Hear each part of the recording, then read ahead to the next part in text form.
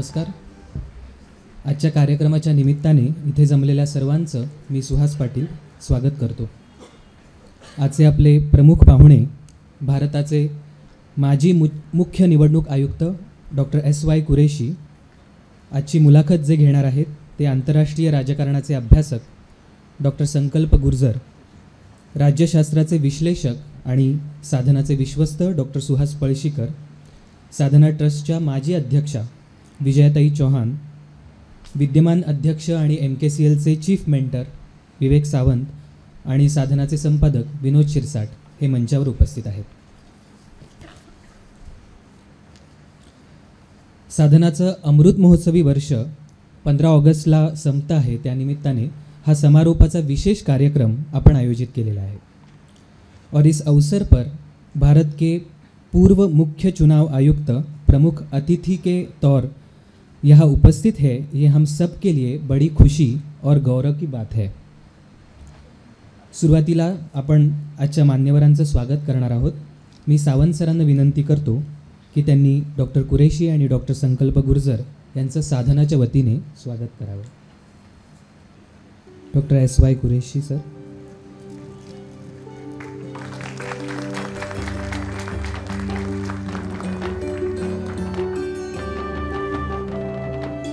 Doctor संकल्प गुर्जर.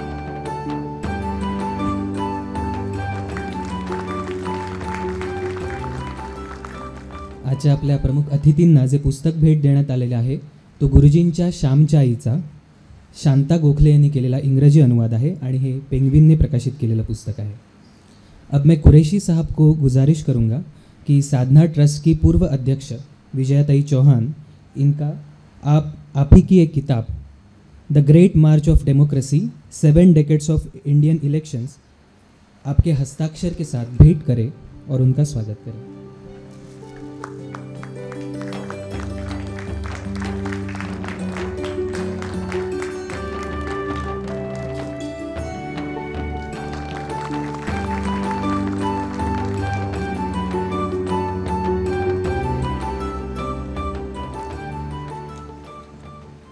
इसके बाद विवेक सर का स्वागत.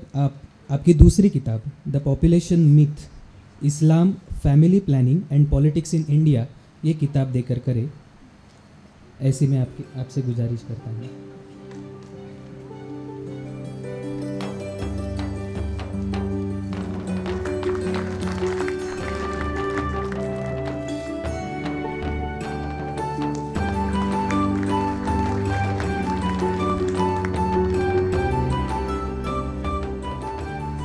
यानंतर पळशीकर सरांचं स्वागत.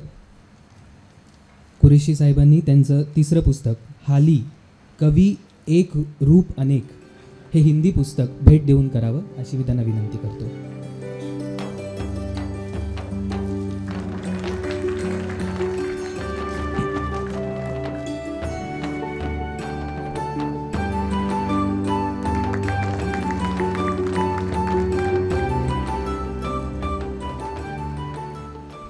ऑगस्ट 1948ला गुरुजींनी साधना साप्ताहिक सुरू केलं तेव्हा पहिल्या अंकाच्या संपादकीयामध्ये त्यांनी असं म्हटलं होतं, आपण अजूनही सर्व राष्ट्राची, सर्व समाजाची अशी दृष्टी घेऊ शकत नाही, परंतु ही जोपर्यंत येणार नाही तोपर्यंत लोकशाही म्हणजे थट्टा होईल. आलेलं स्वातंत्र्य, मिळालेलं स्वराज्य जर टिकवायचं असेल, कार्य जर करायचं असेल तर संकुचितता, क्षुद्रता, स्वार्थ इत्यादी गोष्टी आपण दूर करायला शिकलं पाहिजे. काहीतरी सार्वजनिक भान आपल्याला आलं पाहिजे. एतद्देशीयांमध्ये हे भान निर्माण व्हावं म्हणून गुरुजींनी त्यांच्या आयुष्यामध्ये जे जे प्रयत्न केले त्यातलाच एक भाग म्हणून सुरुवातीला त्यांनी कर्तव्य हे सायन दैनिक आणि नंतर भारतीय स्वातंत्र्याच्या पहिल्या वर्धापन दिनाच्या मुहूर्तावर साधना साप्ताहिक सुरू केलं. वैरभाव आणि विषमता नष्ट करण्याची थोर साधना आपणाला करावयाची आहे या ध्येयाने हे साप्ताहिक जन्म घेत आहे. हे साधनेच्या आजवरच्या वाटचालीला विजन आणि मिशनसारखं मार्गदर्शक ठरलेले त्यांचे उद्गार आद्य संपादकीयामधले आहेत. मात्र त्यामध्येच शेवटी त्यांनी असंही म्हटलं होतं की जोवर शक्ती असेल तोवर साधना टिकेल, आसक्ती कशाचीच नको. मात्र गुरुजींनी घालून दिलेल्या या ध्येयवादाच्या वाटेवर अनासक्त वृत्तीने कार्यरत राहूनही आज साधनाने 75 वर्ष पूर्ण केलेली आहेत. या 75 वर्षांमध्ये ज्यांच्यामुळे साधना अखंड कार्यरत राहिली त्या आमच्या पूर्वसुरींचं स्मरण या ऐतिहासिक क्षणी आम्हाला तीव्रतेने होतं. गुरुजींच्या नंतर आचार्य जावडेकर, रावसाहेब पटवर्धन, यदुनाथ थत्ते, नानासाहेब गोरे, गप्र प्रधान, वसंत बापट आणि डॉक्टर नरेंद्र दाभोलकर यांनी साधनाचे संपादक म्हणून काम पाहिलं. दुर्गाबाई भागवत, मंगेश पाडगावकर, सदानंद वर्दे, अनिल अवचट, शंकर सारडा, कुमुद करकरे यांसह अनेकांनी साधनाच्या संपादकीय कामामध्ये सहभाग दिला. SM जोशी ते आप्पासाहेब सारे पाटील यांच्या दरम्यान अनेक विश्वस्तांनी साधनेच्या वाढीसाठी विशेष प्रयत्न केले. या सर्वांच्याबद्दल आमच्या मनात असलेली कृतज्ञतेची भावना मी व्यक्त करतो. आणि आता साधनाच्या संपादकांचं प्रास्ताविक आपल्याला मृदगंधा दीक्षित वाचून दाखवणार आहेत. थ्रोटल इन्फेक्शनमुळे साधनाच्या संपादकांच्या आवाजाला थोडासा प्रॉब्लेम निर्माण झाला आहे, त्यामुळे ते प्रास्ताविक मृदगंधाने आता वाचून दाखवावं अशी मी तिला विनंती करतो. नमस्कार. साधनाच्या 75व्या वर्धापन दिनाच्या कार्यक्रमाला विचारपीठावर उपस्थित असलेले प्रमुख पाहुणे डॉक्टर SY कुरेशी, त्यांची मुलाखत घेणार असलेला आमचा तरुण मित्र संकल्प गुर्जर, साधना ट्रस्टच्या माजी अध्यक्ष विजयाताई चौहान, साधना ट्रस्टचे विद्यमान अध्यक्ष विवेक सावंत, साधना ट्रस्टचे विश्वस्त सुहास पळशीकर, सभागृहात उपस्थित असलेले साधनाचे अन्य 2 विश्वस्त डॉक्टर हमीद दाभोलकर आणि मुक्ता पुणतांबेकर आणि उपस्थित मित्र हो, सर्वांचे मनापासून स्वागत करतो. साधनाच्या 60व्या वर्षाच्या प्रारंभाच्या कार्यक्रमाला प्रमुख पाहुणे म्हणून त्यावेळचे महाराष्ट्राचे राज्यपाल SM कृष्णा हे उपस्थित होते आणि 60व्या वर्षाच्या समारोपाच्या कार्यक्रमाला तत्कालीन राष्ट्रपती प्रतिभाताई पाटील उपस्थित होत्या. त्या हीरक महोत्सवी वर्षाच्या काळात त्यावेळी साधनाचे संपादक डॉक्टर नरेंद्र दाभोलकर यांनी जी सर्वस्तरीय पायाभरणी केली तिच्याच बळावर पुढील 15 वर्षांचा प्रवास आम्ही तुलनेनं सहज करत आलो. त्यामुळे डॉक्टर दाभोलकर यांचे स्मरण या क्षणी तीव्रतेनं होणं अगदी साहजिक आहे. मित्र हो, 2007 ते 12 या काळात भारताचे मुख्य निवडणूक आयुक्त राहिलेले डॉक्टर कुरेशी यांना साधनाच्या एका कार्यक्रमाचे प्रमुख पाहुणे म्हणून निमंत्रित करण्यासाठी आम्ही मागील 10 वर्ष प्रयत्नशील होतो. पण या ना त्या कारणानं ते मागं पडत गेलं होतं. अखेर तो योग आज जुळून आलेला आहे. त्यांचे मनपूर्वक स्वागत. - 2014च्या लोकसभा निवडणुकीच्या आधी डॉक्टर कुरेशी यांचे अनडॉक्युमेंटेड वंडर हे अत्यंत महत्त्वाचे पुस्तक प्रकाशित झाले. तेव्हा त्या पुस्तकावर साधनात मी संपादकीय लेख लिहिला होता. त्यात असं भाष्य केलं होतं की भारताच्या निवडणूक आयुक्त पदावर आलेली पहिली मुस्लिम व्यक्ती या ओळखीपेक्षा डॉक्टर कुरेशी यांची दुसरी ओळख यापुढे जास्त महत्त्वाची ठरेल. एका जागतिक आश्चर्याचे डॉक्युमेंटेशन करणारा पहिला निवडणूक आयुक्त ही ओळख जास्त महत्त्वाची ठरेल. आज त्यांची मुलाखत घेणार असलेला संकल्प गुर्जर 17 वर्षांचा असताना फर्ग्युसन कॉलेजमध्ये शिकत होता आणि तेव्हाच तो साधनाशी जोडला गेला. नंतर तो साधनासाठी ललित वैचारिक लेख लिहायला लागला. आम्हाला आणि व्यक्तिशः मला प्रत्यक्ष आणि अप्रत्यक्षपणे संपादकीय कामात सल्ला सहकार्य करत राहिला. अलीकडच्या 10-12 वर्षात तो आंतरराष्ट्रीय राजकारणाचा अभ्यासक म्हणून नावारूपाला येत आहे. 13 वर्षांपूर्वी संकल्पनं आंतरराष्ट्रीय घटनेवर लिहिलेला एक छोटा लेख मी साधनाचा युवा संपादक असताना नाकारला होता आणि अशा विषयांवर लिहिण्याची घाई करू नकोस असा सल्ला दिला होता. असा सल्ला सहसा नवोदित आणि तरुण लेखकांना रुचत नाही. पण त्याच संकल्पचे सुपर पावर्स प्लेग्राऊंड हे पुस्तक 4 महिन्यांपूर्वी ब्रिटनमधील रटलेज या नामवंत प्रकाशन संस्थेकडून आलेलं आहे. विजयाताई चौहान साधना ट्रस्टच्या 20 वर्ष विश्वस्त होत्या. त्यातील नंतरची 5 वर्ष अध्यक्ष होत्या. त्यांचे राग, लोभ कधीकधी एका मागोमाग येतात. निवृत्त होऊन त्यांना आता 3 वर्ष झाली आहेत. मात्र त्यानंतरच्या काळातही त्या माझ्या आणि साधनाच्या संपर्कात राहून साधनेचे हित साधण्यासाठी तेवढ्याच तन्मयतेने सूचना करतात, सल्ला देतात. विवेक सावंत आणि सुहास पळशीकर हे जरी गेल्या 5-6 वर्षांपासून विश्वस्त असले तरी त्यांचे साधनेशी ऋणानुबंध मागील 3 दशकांपासून आहेत. त्यांचा सहभाग साधनेसाठी आणि माझ्यासाठी एखाद्या कॅटलिस्टसारखाच असतो असं मला तीव्रतेनं वाटतं. डॉक्टर हमीद दाभोलकर यांना 2013मध्ये साधनाचे विश्वस्त करून घेण्यात आले. त्यांच्या आधी 9 वर्ष तरी त्याचे माझ्याशी मैत्रीचे म्हणावे असे संबंध होते. आता पूर्ण 10 वर्षांच्या नंतर मी किंचितही अतिशयोक्ती न करता एवढंच सांगू इच्छितो की हमीदनं साधनासाठी आणि माझ्यासाठी जितक्या निरपेक्षपणानं सहभाग दिला, विश्वास ठेवला, तशी उदाहरणं महाराष्ट्रात तरी फार दुर्मिळ असतील. मुक्ता पुणतांबेकर आता नव्यानंच साधनेच्या विश्वस्त म्हणून दाखल झालेल्या आहेत. मुक्ताचाही सहभाग या पुढील साधनाच्या वाटचालीमध्ये महत्त्वाचा ठरेल. साधना कार्यालयात जवळपास 20 नवे आणि जुने सहकारी पूर्ण वेळ काम करणारे आहेत. त्यामध्ये साप्ताहिक, प्रकाशन, मीडिया सेंटर, कर्तव्य साधना आणि डिजिटल विभाग या 5 युनिटमध्ये हे सगळे काम करतात. एवढीच टीम इतके काम करते हे जेव्हा लोकांना सांगतो तेव्हा महाराष्ट्रातील माध्यम संस्थांमधील मोठे जाणकारही चकित होतात. तर या सर्वांचे आज अमृत महोत्सवी समारोपाच्या कार्यक्रमाच्या निमित्ताने मनपूर्वक स्वागत करतो.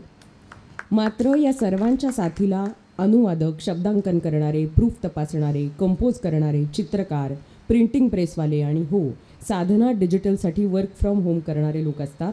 हे लक्षात घेता साधनाचा गाडा चालू ठेवण्यासाठी जवळपास 200 लोक तरी काम करत असतात असं म्हणावं लागेल. आणि महाराष्ट्रातील शेकडो लहानथोर लेखक आणि हजारो वाचक यांना विसरून कसं चालेल.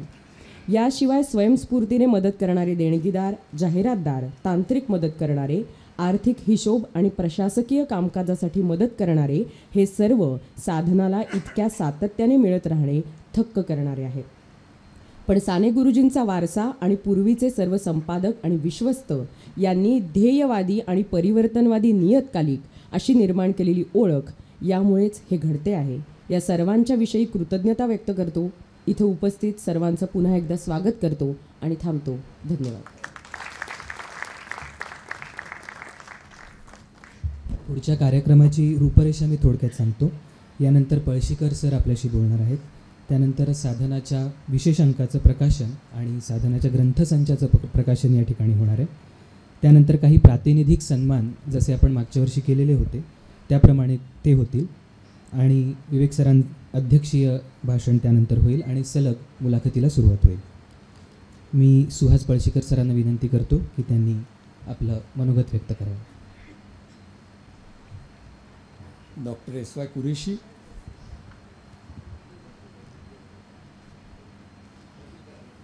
Doctor Vivek Sawant, all colleagues of the Sadhana office and friends. It is indeed a great pleasure for the Sadhana Weekly and its friends to have Dr. Qureshi among us this evening for an interactive session, and I do not intend to stretch your anxiety as to when the interaction actually will begin. A couple of things by way of introductory comments and then I will stop. To begin with, and this is something that I was not prepared for, though health has failed the editor of the Sadhana, we can assure on behalf of Sadhana that the editor's voice will not be muted. Those of you who have been observing Sadhana for a long time would know that even among the emergency of 1975, Sadhana was one of the few publications that stood upright to protest against the breach of fundamental rights and democratic practices in the country. Therefore, it is a proud moment for all of us associated with Sadhana to be celebrating its 75th anniversary this year and to have the ex-Chief Election Commissioner of India as the chief guest to interact with us, maybe nudge us a little bit further in our search for what means good democracy. Because obviously, although Dr. Qureshi's expertise on various subjects is well known, his chief identity naturally happens to be his last official formal identity, which is that he, in a sense, presided over this largest wonder in the world. Studies by scholars like Ornit Shani have pointed out how this edifice of the so-called election commission and election machinery came into being during the first election.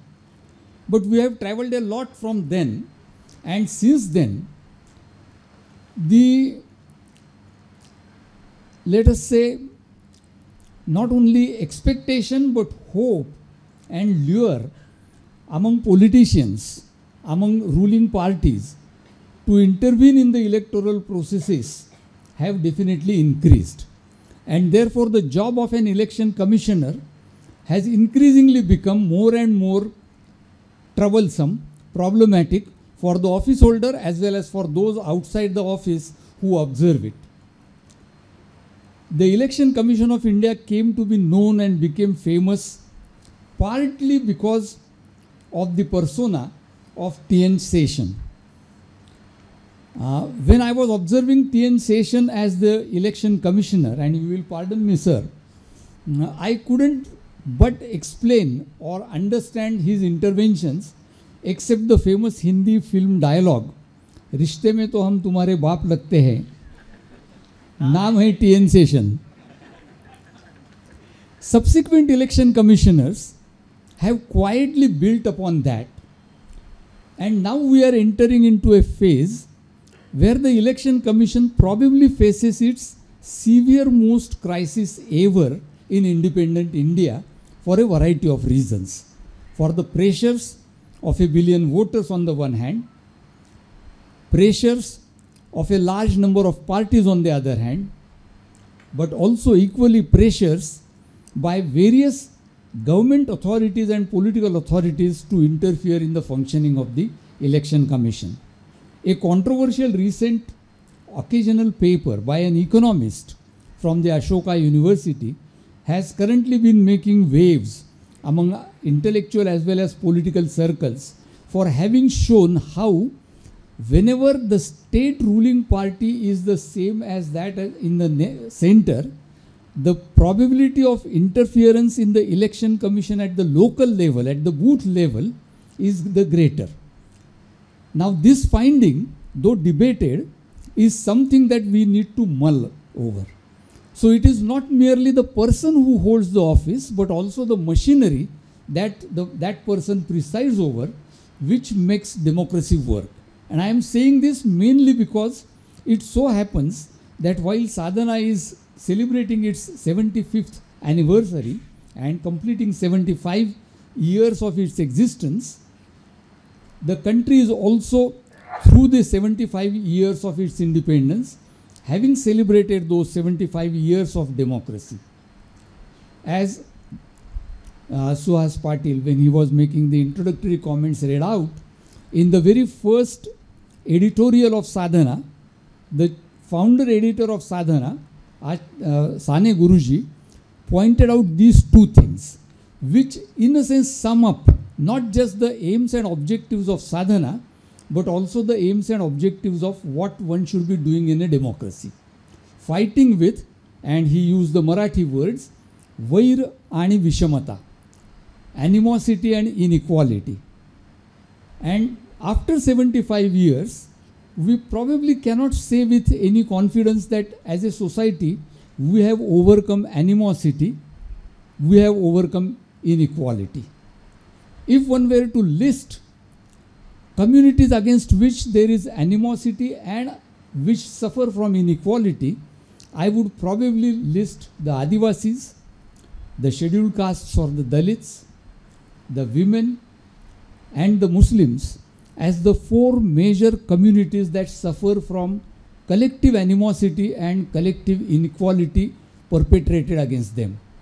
It is in such circumstances that the minimum of democracy, namely electoral democracy, should look after its health. Our guest today probably is an expert not only on elections but also on governance, having served with the government of India for a long career, earlier of course with the Haryana cadre. Our guest has written in a very sensitive and sensible manner on the question of the so-called myth of Muslim population, and our guest has also distinguished himself by conducting very impartially as the Chief Election Commissioner when he headed this important body, a constitutional body that the Indian Constitution has created to ensure that democracy remains intact in this country. So I think let us all look forward to what Dr. Qureshi has to say rather than what I and others who are more familiar with you and more commonly interacting with you, more occasionally interacting with you, have to say on these contemporary matters. So thank you very much, Dr. Qureshi, for having accepted our invitation, and thank you all for being here for this interactive session.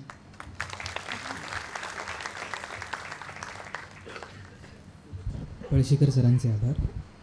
यानंतर आपण सुरुवातीला ज्याचा उल्लेख झाला त्या साधनाच्या पहिल्या अंकाची 15 ऑगस्ट 1948च्या अंकाची पुनर्भेट म्हणून साधनाचा येत्या 15 ऑगस्ट 2023चा अंक आहे.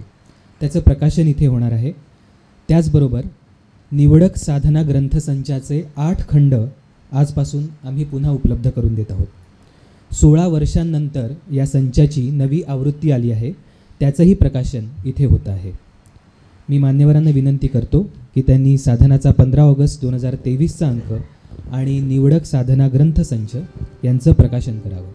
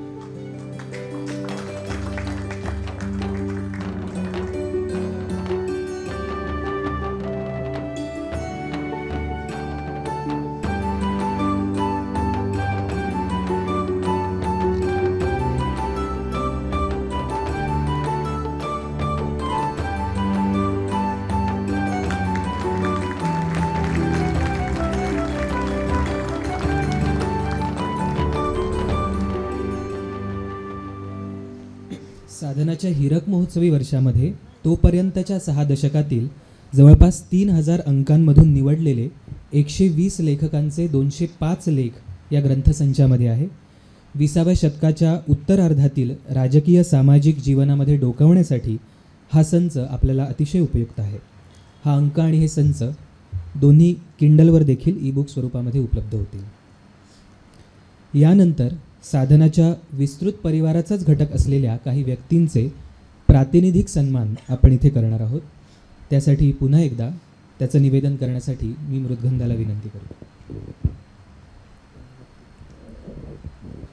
राजेंद्र बहाळकर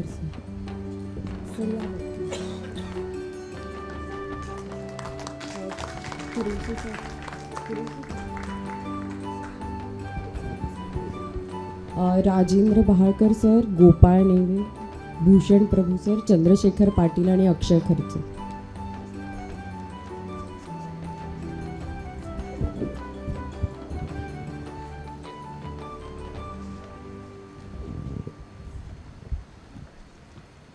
राजेंद्र बहाळकर सर, आपण सगळेजण त्यांना ओळखतो त्यांच्या कामासाठी, पुन्हा साधनेसाठीही.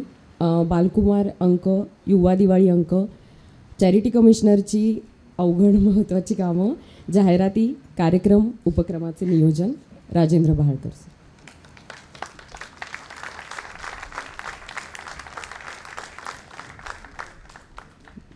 गोपाळ नेवे मागील 10 वर्षापासून बालकुमार युवा अंकाचे प्रकल्प व्यवस्थापक आहेत.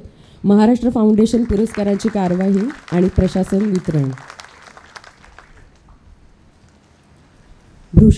भूषण प्रभू सर, सर चार्टर्ड अकाउंटंट आहेत. मागील 5-6 वर्ष साधनाचं आर्थिक व्यवहार ते बघतात. त्यातील तांत्रिकता आणि साधनासारख्या संस्थांना ते किती अवघड जात असेल यामुळे. पुढे चंद्रशेखर पाटील, ही चार्टर्ड अकाउंटंट आहेत. विनोद शिरसाट सरांचे कॉलेजपासूनचे मित्र आहेत. अक्षय खर्चे इलेक्ट्रॉनिक इंजिनियर आहेत, साधनाचे वाचक. 3 वर्षापूर्वी ते सरांच्याकडे केबिनमध्ये आले आणि साधनाच्या डिजिटल आर्काईव्हसाठी 5 लाख रुपये देणगी देऊन गेले आणि आजही साधनेशी जोडलेली आहे.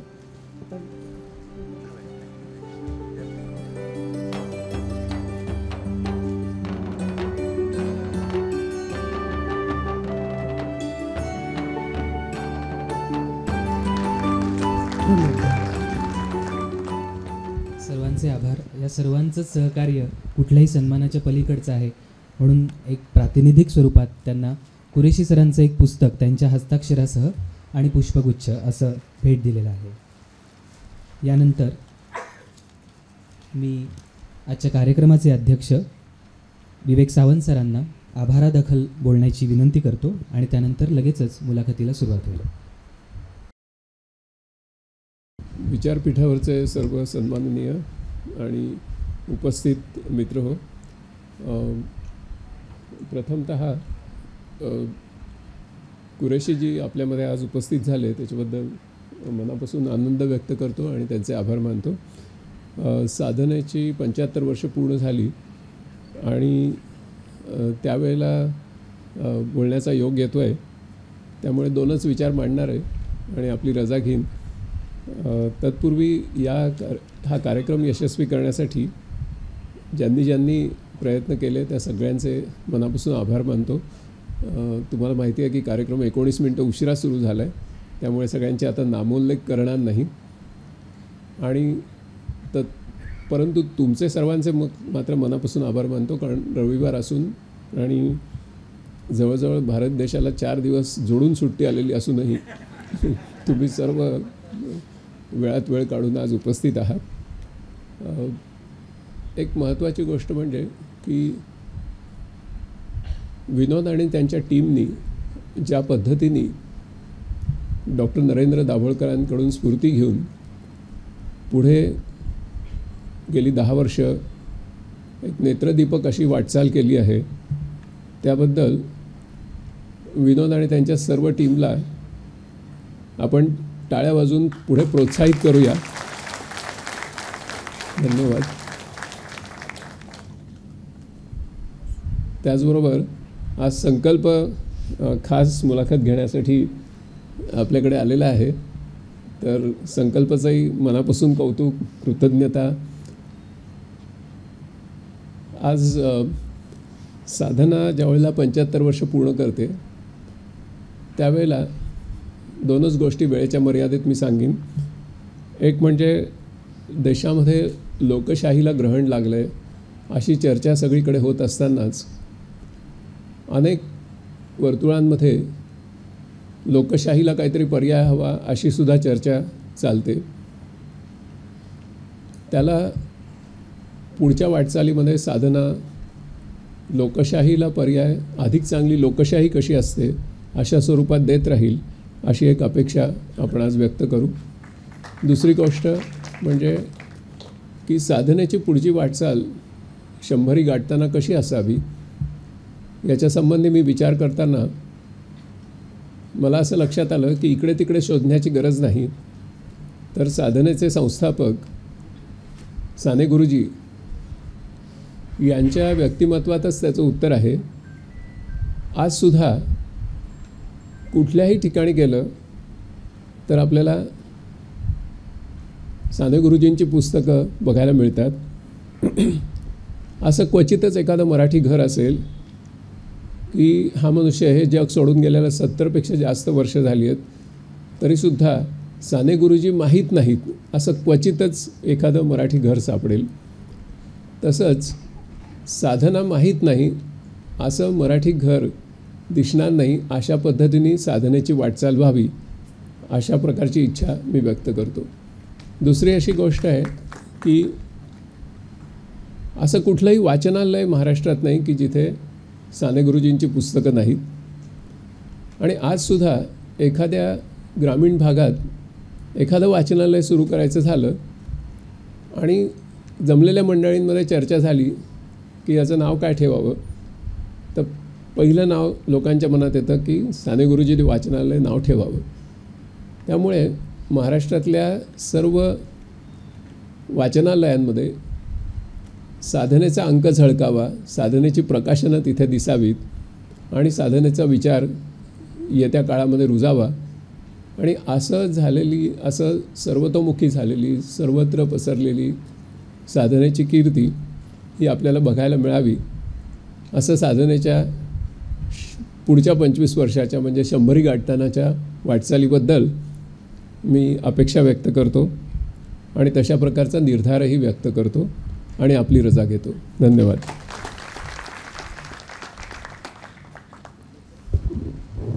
यानंतर आपण प्रत्यक्ष मुलाखतीला सुरुवात करतो आहोत.